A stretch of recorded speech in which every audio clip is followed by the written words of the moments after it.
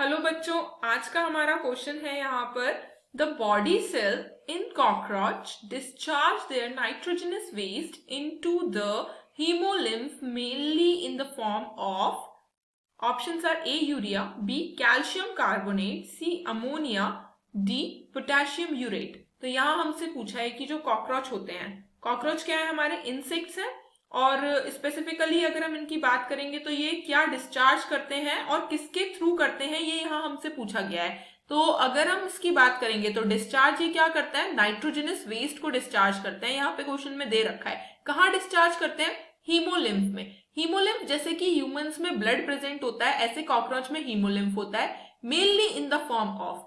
अब जो डिस्चार्ज होता है यानी कि जो वेस्ट प्रोडक्ट होता है, किसका वेस्ट प्रोडक्ट, कॉकरोच का वेस्ट प्रोडक्ट जो होता है वो किस फॉर्म में डिस्चार्ज होता है, ये यहाँ हमसे पूछा गया है। कौन सा केमिकल होता है, ठीक।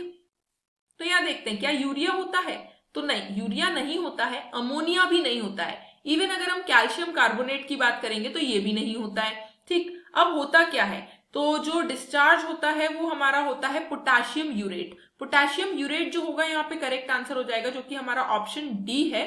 तो यही हमारा करेक्ट आंसर है। क्यों है करेक्ट, क्या होता है कि जो पोटेशियम यूरेट है वो हीमोलिम्फ में आता है, और फिर जो हीमोलिम्फ से क्या होता है, जो सेल लाइनिंग्स होती है किसकी, जो हमारे मल्फिजियन ट्यूब्यूल्स होते हैं कॉकरोचेस में, या हम कह सकते हैं कि किसी भी इंसेक्ट में जो मल्फिजियन ट्यूब्यूल होंगे वो क्या करेंगे, वो इस पोटेशियम यूरेट को टेकअप कर लेंगे और फिर उसको डिस्चार्ज करा देंगे, यानी कि बॉडी से आउट करा देंगे, या हम करा देंगे कि कह सकते हैं ऐसा कि एक्सक्रेट करा देंगे।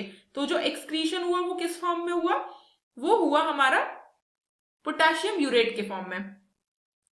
तो यहाँ पे जो एक्सक्रीट वेस्ट प्रोडक्ट था वो हुआ किसके फॉर्म में, वो हमारा हुआ मल्फिजियन ट्यूब्यूल के थ्रू पोटेशियम यूरेट के फॉर्म में, ठीक।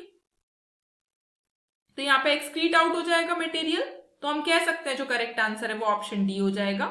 I hope this will help you. All the best.